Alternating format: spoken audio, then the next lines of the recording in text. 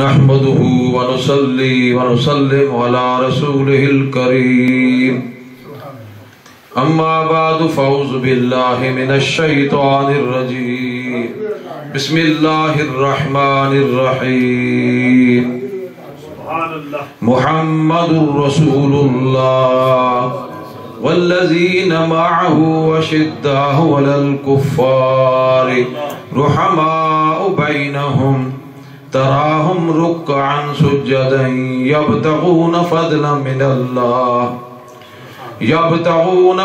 من الله ورضوانا سيماهم في وجوههم من أثر السجود صدق الله مولانا العظيم إن الله وملائكته يصلون على النبي يا أيها الذين آمنوا صلوا عليه وسلموا تسليما اللهم صل على سيدنا ومولانا محمد وعلى آل سيدنا ومولانا محمد وبارك وسلم. پیر طریقت صاحب شریعت صدر محفل حضرت خواجہ صوفی نور محمد صاحب مدد اللہ العالی، جامعۃ النور کے امام خطیب مدرس مولانا شہباز احمد صاحب سلمہ اللہ تعالی، صوفیاء کرام، دیگر حاضرین، آج کی یہ تقریب شہید انتہائی ایمان افروز ہے، اور اس تقریب شہید کا جو عنوان رکھا گیا ہے وہ حق چار یار کانفرنس ہے. اس لیے اسی موضوع پر کچھ عرض کرنے کی کوشش کروں گا، تو انشاءاللہ بڑے اچھے خطابات ہوں گے. حاضرین محترم، سب سے پہلے ایک عقیدے کی بات سننے کے بعد پھر آگے چلتے ہیں. تمام نبیوں اور رسولوں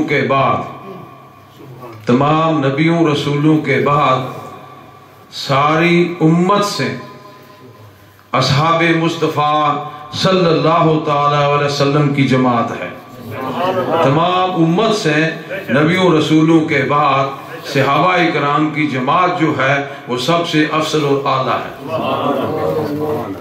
صحابہ کرام کی جو جماعت ہے وہ نبوت کے درمیان، رسول اللہ صلی اللہ علیہ وسلم کے درمیان اور امت کے درمیان ایک واسطہ ہے، ایک تعلق ہے، ایک رشتہ ہے کہ انہی کے ذریعہ سے ہمیں قرآن ملا ہے، حدیث ملی ہے، پوری شریعت ملی ہے، ایمان ملا ہے. اگر درمیان میں وہ واسطہ نہ ہوتے تو ہم تک دین نہ پہنچتا، لیکن چونکہ اللہ کا ارادہ تھا، اللہ کی چاہت تھی کہ نبیوں رسولوں کے بعد، بالخصوص نبی پاک صلی اللہ علیہ وسلم کے بعد قیامت تک جو دین کو پہنچانے والے ہیں وہ صحابہ کرام تھے. یہی وجہ ہے کہ ان کے ذریعہ سے ہمیں سب کچھ ملا ہے. صحابہ ان خوش نصیب نفوس قدسیہ کو کہا جاتا ہے جو ایمان کی حالت میں رسول اللہ صلی اللہ علیہ وسلم کا دیدار کریں، آپ کی زیارت کریں، پھر ان کا خاتمہ بھی ایمان پر ہو. یہ دو چیزیں جو ان کا ہونا ضروری ہے. بحالت ایمان نبی صلی اللہ علیہ وسلم کی زیارت کریں، پھر ان کا خاتمہ بھی ایمان پر ہو. یہ قید نہیں ہے کتنا عرصہ آپ کے ساتھ ہو رہے کتنا نہ رہے، لیکن اتنا مرتبہ مل جائے تو یہ بہت بڑی فضیلت والی بات ہے. آپ اسے اندازہ لگائیں کہ امت میں بے شمار اولیاء اللہ ہوئے ہیں اور قیامت آگے سلسلہ جاری رہے گا، لیکن کوئی ولی، کوئی غوث، کوئی قطب کسی صحابی کے درجہ کو نہیں پہنچ سکتا. ہم میں حاجی بھی ہیں، ہم میں غازی بھی ہیں، ہم میں صوفی بھی ہیں، نمازی بھی ہیں، مفتی بھی ہیں، سارے ہیں، لیکن ہم میں صحابی نہیں ہیں. اس لیے نہیں ہے کہ نبی صلی اللہ علیہ وسلم ہمیں سب کچھ دے دیا، لیکن اپنا دیدار اپنے ساتھ لے کر چلیں گے. جن کے چہرہ اقدس کو دیکھ کر بحالت ایمان صحابی بنتا ہے وہ دنیا سے تشریف فرما ہو گئے۔ صحابہ کرام کی جو جماعت ہے یہ عظیم مرتبت جماعت ہے۔ جب صحابہ کرام کا ہم ذکر کرتے ہیں تو اچھی طرح سن لیجئے اور یاد رکھیے کہ اہل بیت کا بھی ذکر ہوتا ہے، ہر اہل بیت کا فرض صحابہ میں داخل ہے۔ اسی لیے امام بخاری رحمہ اللہ نے باب المناقب جو باندھا ہے، باب فضائل اصحاب رسول باندھا ہے، اس میں حضرت علی مرتضیٰ، حسنین کریمین سب کا ذکر کیا ہے۔ جب صحابہ کا ذکر ہو تو اہل بیت کے افراد سارے شامل ہیں۔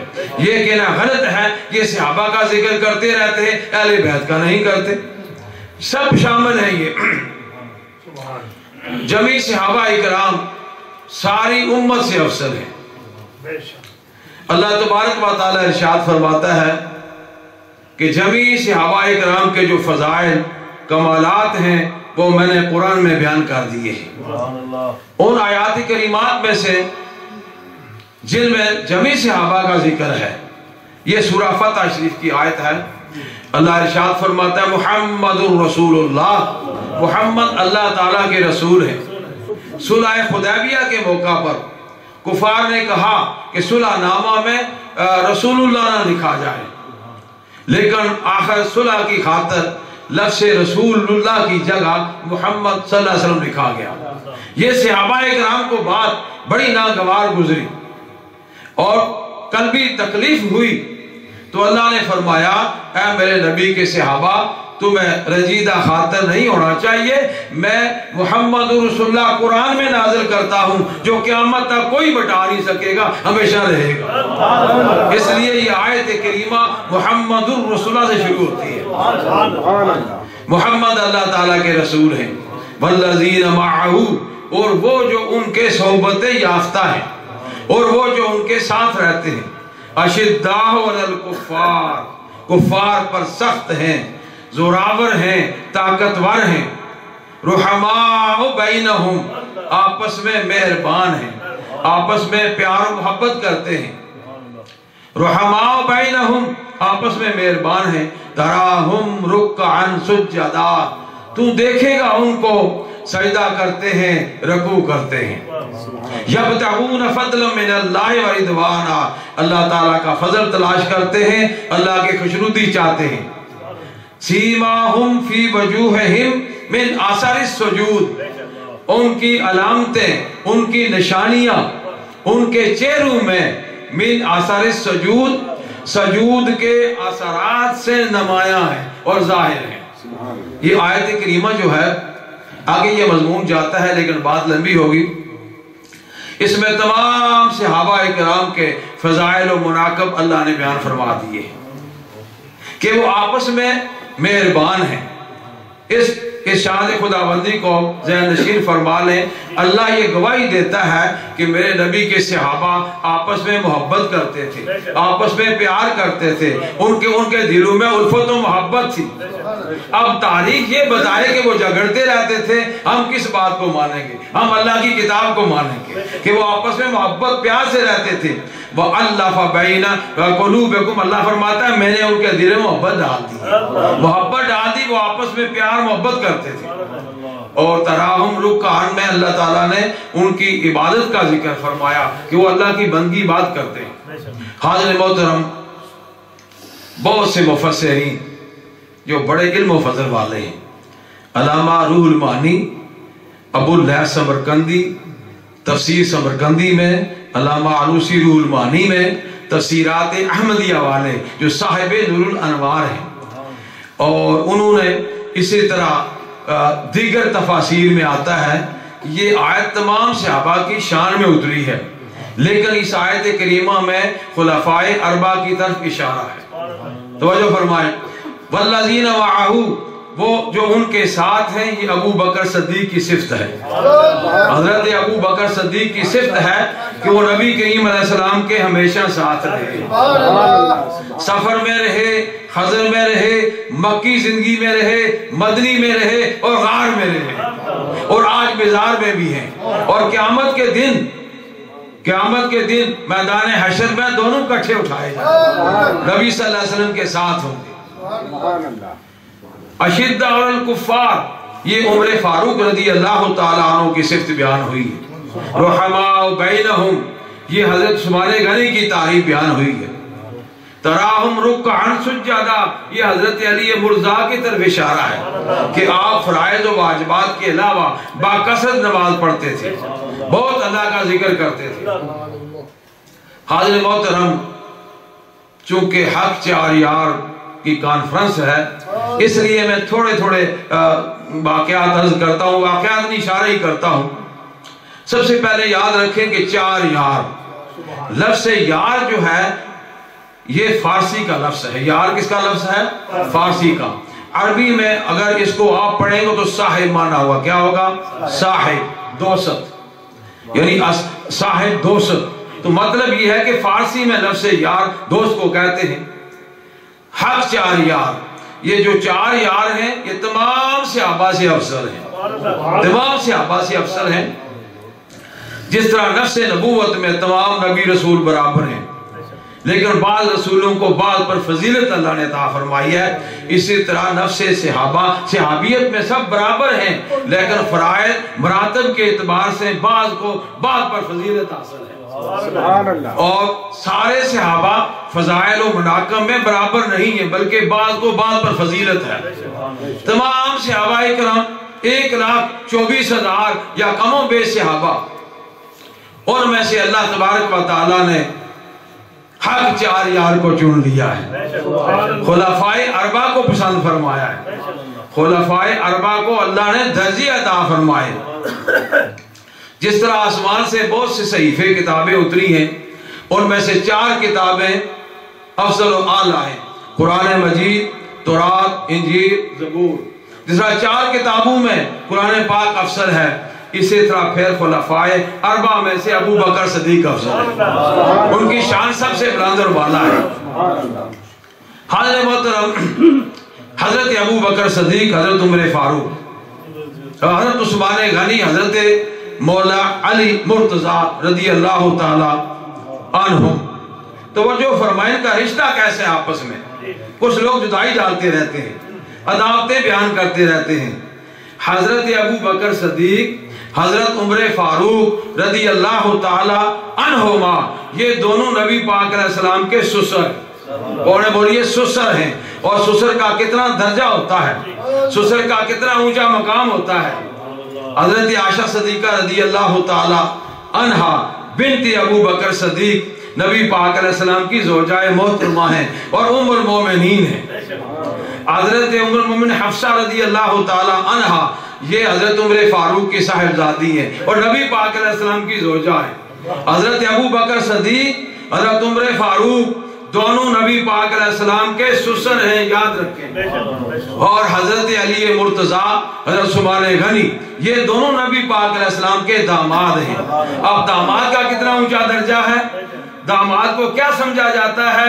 बेटी देने के बाद दामाद का बड़ा मकाम होता है। दो दामाद हैं और दो ससुर हैं, आप अंदाजा लगाएं कि इनका कितना गहरा रिश्ता है। फिर ये कहना कि वो घर वाले हैं और वो दर वाले, ये फर्क क्यों किया जाता है? वो घर वाले हैं और वो दर वाले हैं, भाई सभी घर वाले हैं। क्या सोरा घर वाला नहीं होता? सोरा घर वाला नहीं होता? क्या दामाद घर वाला नहीं होता? हाज़िर मोहतरम, इनका बड़ा गहरा रिश्ता है। ये इतना गहरा रिश्ता है और हमें भी चाहिए कि हम इस रिश्ते को बयान करते रहें।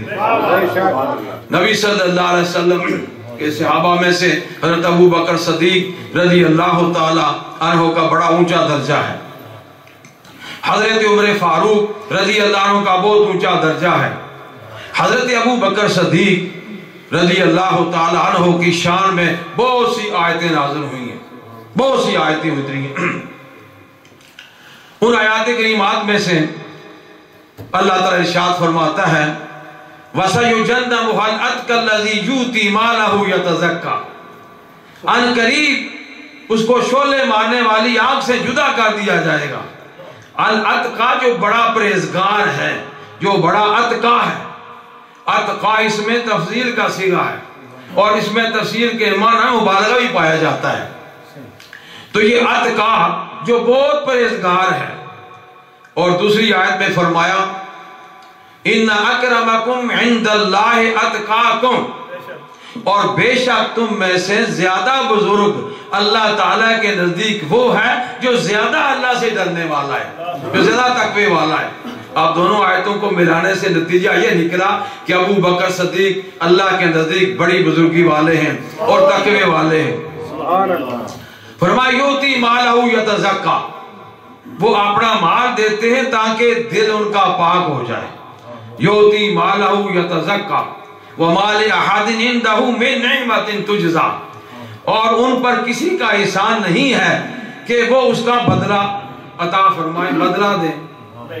جب نبی کریم صلی اللہ علیہ وسلم مکہ معظمہ میں تھے تو سب سے پہلے ابو بکر صدیق مردوں میں سے ایمان لائے، مردوں میں سے سب سے پہلے آپ ایمان لائے، اور آپ ایمان لانے کے بعد جن جن دوستوں سے آپ کا تعلق تھا انہیں تبلیغ فرمائی اور وہ سب اسلام میں داخل ہوئے۔ ان میں حضرت عثمان غنی بھی ہیں، ایک بڑی جماعت ہے جو اسلام میں داخل ہوئی حضرت ابو بکر صدیق کی تبلیغ سے۔ نعرہ تکبیر، نعرہ رسالت، نعرہ صدیق اکبر، نعرہ تحقیق، نعرہ حیدری۔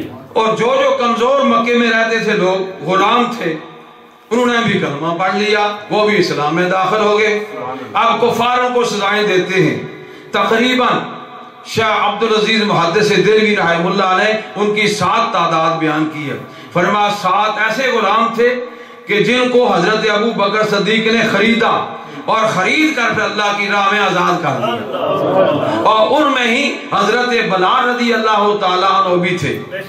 آپ کے والد گرامی حضرت ابو قحافہ عثمان رضی اللہ تعالیٰ عنہ نے فرمایا، اے ابو بکر، ایسے ایسے کمزور لوگوں کو خرید کر آزاد کرتا ہے جو تیرے کام آنے والے نہیں ہیں۔ کوئی طاقتور ہوں، قوی ہوں، برادری والے ہوں، ان کو خرید کر آزاد کرو، کل تمہیں فائدہ دیں۔ آپ نے فرمایا میں یہ اللہ کی رضا کے لیے کام کر رہا ہوں، دنیا کے لیے نہیں کر رہا ہوں۔ اس وقت یہ آیت کریمہ نازل ہوئی وَمَا لِأَحَدٍ عِندَهُ مِن نِعْمَةٍ تُجْزَىٰ۔ حضرت ابو بکر صدیق پر نہ بلال کا احسان ہے، نہ دوسرے غلاموں میں سے کسی کا احسان ہے۔ احسان آپ پر ہے تو اللہ کا ہے، لیکن یہ جو ان کو آزاد کیا گیا اللہ کی رضا کے لیے کیا گیا۔ فرمایا إِلَّا ابْتِغَاءَ وَجْهِ رَبِّ الْأَعْلَىٰ، اس لیے آزاد کیا ہے کہ وہ اللہ تعالیٰ کی رضا چاہتے ہیں، اللہ کی رضا کے لیے۔ وَلَسَوْفَ يَرْضَىٰ، ان قریب اللہ راضی ہو جائے گا۔ سوفا کا فاعل، سوفا یرضا، یرضا کا فاعل اللہ تعالیٰ ہے۔ اب مفعول کا ذکر نہیں کیا، اس میں مفعول واضح نہیں کیا۔ فرمایا ان قریب اللہ راضی ہو جائے گا، اللہ راضی ہو جائے گا ابو بکر صدیق سے۔ اور دوسری صورت میں یہ ہے کہ ابو بکر اللہ کی عطا پر راضی ہو جائیں گے۔ آپ دیکھیں اس آیت سورہ واللیل میں اللہ تعالیٰ نے یہ بڑی شان والی آیت فرمائی کہ وَلَسَوْفَ يَرْضَىٰ، اللہ ابو بکر صدیق سے راضی ہوگا۔ دوسرا معنی یہ ہے کہ ابو بکر صدیق اللہ سے راضی ہو جائیں گے، اللہ جو عطا فرمائے گا خوش ہو جائیں گے۔ یہ سورہ واللیل اور پہلے آتی ہے، سورہ والضحیٰ بعد میں آتی ہے، اور سورہ الضحیٰ میں اللہ فرماتا ہے وَلَسَوْفَ يُؤْتِيكَ رَبُّكَ فَتَرْضَىٰ، اے محبوب صلی اللہ علیہ وسلم آپ کو اللہ اتنا عطا فرمائے گا آپ راضی ہو جائیں گے۔ آپ دیکھیں کتنا تعلق ہے دونوں صورتوں میں۔ میں نے جو کتاب لکھی ہے نا شرف المصطفیٰ، تو سورۃ الضحیٰ کی تفسیر ہے مختصر سی آپ کی استدلال کے مطابق، تو اس میں نے یہ ربط قائم کیا ہے کہ سورۃ اللیل میں اور سورۃ الضحیٰ میں کیا آپس میں تعلق ہے، کہ سورۃ اللیل میں ابو بکر صدیق کا تذکرہ ہے اور سورۃ الضحیٰ میں نبی پاک علیہ السلام کا ذکر خیر ہے، نعت پاک ہے۔ حاضرین محترم، ابو بکر کنیت ہے، صدیق آپ کا لفظ ہے، جیسے کہ میرے عزیز محترم مولانا شہباز احمد صاحب بڑے احسن طریقے کے ساتھ صدیق کے لقب کی وجہ تسمیہ بیان کر رہے تھے، بڑے احسن طریقے سے۔ اللہ ان کو جزائے خیر دے، درازی عمر عطا فرمائے، علم و عمل میں برکت عطا فرمائے۔ یہ اپنے والد محترم کی طرح بڑے خلوص و محبت والے ہیں، بس ان کی دعوت پر مجھے آنا پڑتا ہے، بس یہ بلائے مجھے تو میں نہ نہیں کر سکتا۔ اللہ جزائے خیر عطا فرمائے۔ تو حضرت ابو بکر صدیق کا لفظ عتیق بھی ہے، عتیق کا معنی حسن و جمال والا ہے، عتیق کا معنی دوزخ سے آزادی کا ہے، اور صدیق کا معنی قول و فعل میں سچ بولنے والا، اور مبالغے کا صیغہ ہے بہت سچے، بہت سچ بولنے والے۔ بخاری شریف میں 3 جگہ ایک حدیث آتی ہے، حضرت انس بن مالک رضی اللہ تعالیٰ عنہ فرماتے ہیں کہ ایک دن ایسا ہوا کہ نبی کریم صلی اللہ علیہ وسلم احد پہاڑ کے اوپر چڑھ گئے۔ احد پہاڑ ہے، نبی علیہ السلام فرماتے ہیں احد پہاڑ وہ ہے جو ہم سے محبت رکھتا ہے، وَنُحِبُّهُ، اور ہم اس سے محبت رکھتے ہیں۔ احد پہاڑ ہم سے محبت رکھتا ہے، ہم اس سے محبت رکھتے ہیں۔ پہاڑ کے اوپر چڑھ گئے اور پہاڑ نے کانپنا شروع کیا، لرزنا شروع کیا، اس میں ایک قسم کی حرکت پیدا ہوگی۔ حرکت دراصل یہ تھی کہ احد پہاڑ کو یہ مسرت اور یہ خوشی حاصل ہوئی کہ آج مجھ پر نبی صلی اللہ علیہ وسلم تشریف فرما ہے۔ وہ احد پہاڑ جس کے ساتھ ہی حضرت امیر حمزہ رضی اللہ تعالیٰ عنہ اور بعض دیگر صحابہ کرام کی قبریں ہیں۔ اس پہاڑ نے کامنا شروع کیا، نبی صلی اللہ علیہ وسلم نے آپ نے فرمایا اسبت احدو، اصل میں یا احدو ہے، اسبت احدو، اے احد پہاڑ سکون اختیار کر، ٹھہر جا، فَإِنَّمَا عَلَيْكَ نَبِيٌّ وَصَدِيقٌ وَشَهِيدَانِ۔ اے احد پہاڑ تو کتنا خوش نصیب ہے کہ تجھ پر ایک اللہ کا نبی ہے اور صدیق ہے اور 2 شہید ہیں، 2 شہید ہیں تجھ پر۔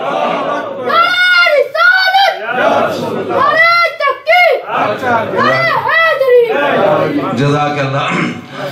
تجھ پر ایک اللہ کا نبی ہے تشریف فرما، اور دوسرا تجھ پر صدیق ہے اور 2 شہید ہیں۔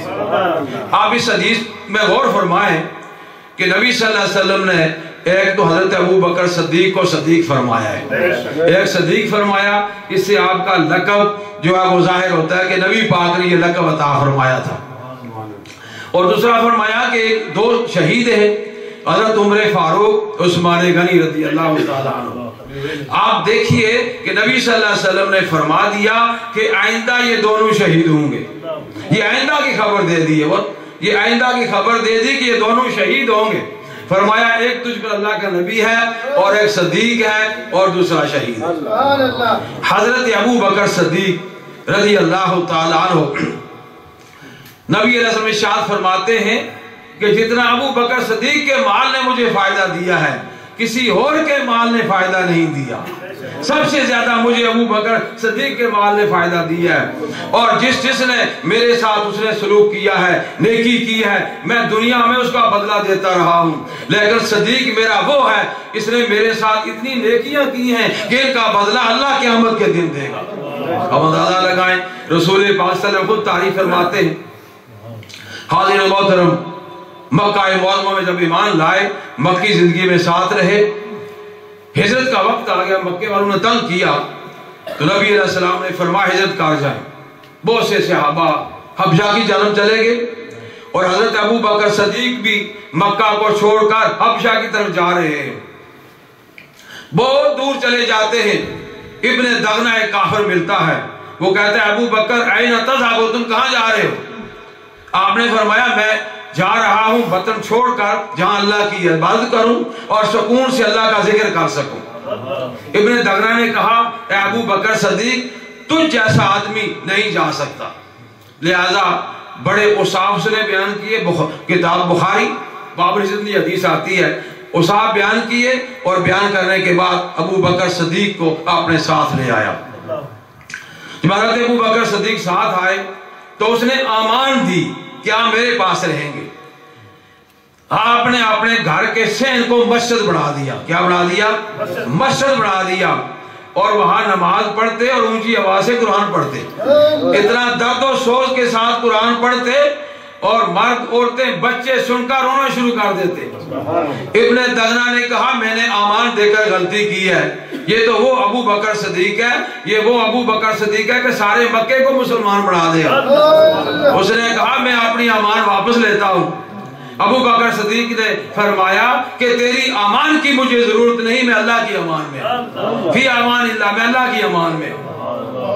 آپ نے سب سے پہلے مسجد بنائی مکہ معظمہ میں، اور خوش نصیب لوگ ہیں جو مسجد بناتے ہیں۔ اب دیکھو یہاں نمازیں 5 گانا ادا کی جاتی ہے، اذان ہوتی ہے، جمعہ ہوتا ہے، درس و تدریس کا سلسلہ جاری ہے۔ اللہ تعالیٰ اس میں برکتیں مزید عطا فرمائے، اور یہ نیک کام ہے۔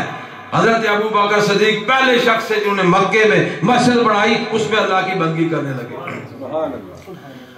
جب ہجرت کا وقت آیا، حضرت ابو بکر صدیق نے عرض کی یا رسول اللہ میرا جی بھی چاہتا ہے ہجرت کر جاؤں۔ نبی علیہ السلام نے فرمایا میرے ٹھہر جائیں، ذرا ٹھہر جائیں، یعنی صبر کریں۔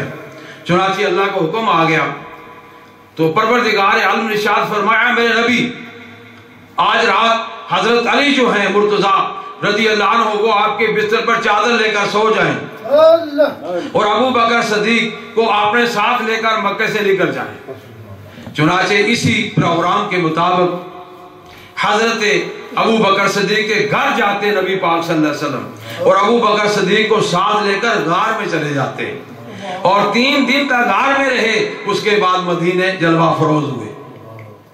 اللہ فرماتا ثانی اثنین اذ ہما فی الغار، اور 2 میں سے دوسرا جب وہ دونوں غار میں تھے، اذ یقول لصاحبہ جب فرما رہے تھے اپنے ساتھی سے، اعلیٰ حضرت نے ترجمہ کیا جب فرما رہے تھے اپنے یار سے۔ صاحب کا معنی یار کیا ہے، اور صاحب کا کیا معنی کیا ہے؟ یار سے۔ تو صاحب کا معنی ساتھی، اپنے ساتھی سے فرما رہے تھے لا تحزن ان اللہ معنا، نہ غم کھاؤ بے شک اللہ ہمارے ساتھ ہے۔ جب آپ غار میں جلوہ فروز ہوئے، ابو بکر صدیق نے غار کو صاف کیا۔ یہ تو بارہا اپنے واقعات سنیں، پیار و محبت کے، اور بار بار سنیں، ایمان کو تازہ کریں۔ تو جب کفار تلاش میں نکلے دوسرے دن تو غار کے سامنے پہنچے، حضرت ابو بکر صدیق نے عرض کیا یا رسول اللہ اگر یہ اپنے پاؤں کی طرف نیچے دیکھیں گے ہم نظر آ جائیں گے۔ تو نبی علیہ السلام نے فرمایا، بخاری کا حدیث ہے، نبی پاک علیہ السلام نے فرمایا ما ظنوں کا یا ابا بکر، اے ابو بکر کیا خیال کرتا ہے تم بیس نئے نے ان 2 کے بارے میں ثالثو اللہ و ثالثھا، جن میں تیسرا اللہ ہے، ہم 2 ہیں اور تیسرا اللہ ہے، یعنی اللہ کی مدد ہمارے ساتھ ہے۔ اور فرمایا معنا ان اللہ معنا، اللہ تعالیٰ ہمارے ساتھ ہے۔ معیت کی 2 قسمیں ہیں، ایک معیت عامہ ہے، ایک معیت خاصہ ہے، اور جو معیت خاصہ ہے اس کو صوفیاء اکرامی بیان کرتے ہیں، اس کا صوفیاء اکرامی اندازہ لگاتے کہ معیت خاصہ جو ہے حضرت ابو بکر صدیق رضی اللہ تعالیٰ عنہ کو نبی پاک علیہ السلام کی جو معیت حاصل تھی وہ معیت خاصہ تھی۔ فرمایا اللہ ہمارے ساتھ ہے، اللہ ہمارے ساتھ ہے۔ اللہ فرماتا ہے فَأَنزَلَ اللَّهُ سَكِينَتَهُ عَلَيْهِ، اللہ نے ان پر سکینہ اتارا۔ یہ علیہ سے مراد ابو بکر صدیق ہے کہ سکینہ ابو بکر صدیق پر اللہ نے اتارا کہ یہ نبی پاک علیہ السلام کا غم کر رہے ہیں، اپنا غم ان کو نہیں تھا، غم کر رہے ہیں۔ نبی پاک علیہ السلام تو پہلے سکون میں تھے، تو یہ ابو بکر صدیق کی شان ہے۔ صاحب تفسیر بدری فرماتے ہیں، اپنے مرشد کامل کا حوالہ بھی دیتے ہیں، حضرت مرزا فضل جانے جہاں رحمت اللہ تعالیٰ علیہ کا صاحب تفسیر بدری ارشاد فرماتے ہیں کہ حضرت ابو بکر صدیق کی صحابیت کا انکار کرنے والا کافر ہے۔ حضرت ابو بکر صدیق کی صحابیت کا انکار کرنے والا کافر ہے، اس لیے کہ آپ کی صحابیت نص قرآن سے ثابت ہے، اور دوسرے صحابہ اکرام میں سے کسی کا انکار کرے گا تو گمراہ اور مبتدع ہوگا، وہ بدعتی ہوگا، گمراہ ہوگا، لیکن وہ کافر نہیں ہوگا۔ اب دیکھیے کہ حضرت ابو بکر صدیق رضی اللہ تعالیٰ عنہ کی جو صحابیت ہے وہ قرآن حکیم سے ثابت ہے، اور آپ کی صحابیت کا منکر دائرہ اسلام سے خارج ہے۔ حاضرین محترم، حضرت ابو بکر صدیق رضی اللہ تعالی عنہ مکی زندگی میں بھی آگے تشریف لیں، آگے مکی زندگی میں بھی نبی پاک صلی اللہ علیہ وسلم کے ساتھ رہے، اور ہجرت میں بھی ساتھ رہے، اور مدینہ شریف میں بھی ساتھ ہیں، اور قیامت کے دن بھی نبی پاک علیہ السلام کے ساتھ اٹھائے جائیں گے۔ چونکہ یہ کانفرنس جو ہے حق جاریات کے سلسلہ میں ہے، اس لیے 1-2 باتیں عرض کرنے میں ختم کرتا ہوں۔ یہ میں نے پہلے عرض کیا کہ 2 نبی پاک علیہ السلام کے سسر ہیں، اور 2 نبی پاک علیہ السلام کے داماد ہیں. اب اندازہ لگائیں کہ کتنا ان دونوں کا اونچا درجہ ہے اور کتنا نبی پاک علیہ السلام سے گہرا رشتہ ہے. حضرت عمر فاروق رضی اللہ تعالی عنہ فاروق جب آپ ایمان لائے تو عرض کی یا رسول اللہ صلی اللہ علیہ وسلم ہم حق پر ہیں؟ سرکار نے فرمایا ہاں ہم حق پر ہیں. حاضرین محترم، بڑی خوشی اور مسرت کی بات ہے. ایسے خوشی جیسے عید کے دن روزہ داروں کو ہوتی ہے آپ کے آنے سے. مبلغ اسلام، حجت الاسلام، مناظر اسلام، فخر سادات کرام حضرت علامہ سید عرفان شاہ مشہدی موسوی ہمارے سامنے تشریف فرما ہے. اگر آپ اجازت دیں تو میں ایک دل کی بات کروں. وہ یہ ہے کہ جب میں حضرت علامہ کو دیکھتا ہوں، کچھ ایسے حالات ہوتے ہیں، بہت کم ملاقات ہوتی ہے، لیکن جب بھی خطاب سننے کا اتفاق ہوتا ہے ٹی وی سے یا جہاں سے بھی، تو مجھے حضرت علامہ سید محمد یعقوب شاہ صاحب رحمت اللہ علیہ یاد آ جاتے ہیں. جب وہ پہلی مرتبہ انگلینڈ تشریف لائے تھے تو ہمارے برائی فیلڈ میں ٹھہرے تھے. ہمارے یہ محترم جناب سب گواہ ہیں.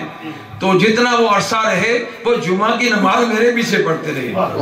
میں نے عرض کیا میں تو ایک ادنا سا طالب علم ہوں، آپ نماز پڑھائیں میں برکت حاصل ہوگی. فرماتے تھے امام الحی حق کو، جو محلے کا امام ہے وہ زیادہ حقدار ہے کہ وہ نماز پڑھائے. ایک جگہ نکاح پڑھانے کا موقع ملا، وہاں آپ بھی تشریف فرما اور 2 آدمی اور تھے. میں نے کہا آپ نکاح پڑھائیں، آپ کی موجودگی میں نہیں. اب وہ افراد ماشاءاللہ بچوں والے ہو گئے ہیں، وہ جانتے ہیں، علامہ صاحب بھی جانتے ہوں گے. تو آپ نے فرمایا نہیں، امام محلے کا جو ہے وہ حقدار ہے، میں نہیں پڑھاؤں گا، آپ پڑھائیں. میں کہتا ہوں وہ جتنا عرصہ رہے ان کی شفقتیں، ان کی محبتیں مجھے یاد ہیں. سبحان اللہ.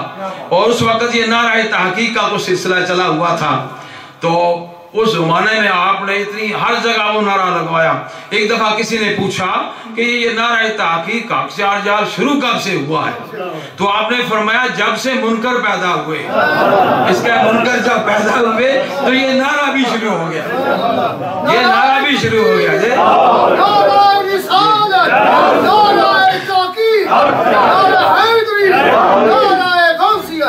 ان کے خطابات، ان کی شفقت و محبت، معلوم ہوتا تھا کہ سبحان اللہ سعادات جو ہوتے ہیں ان میں یہی خوبیاں ہوتی ہیں. یہی وجہ حضرت علامہ کو دیکھ کر مجھے وہ یاد آ جاتے ہیں.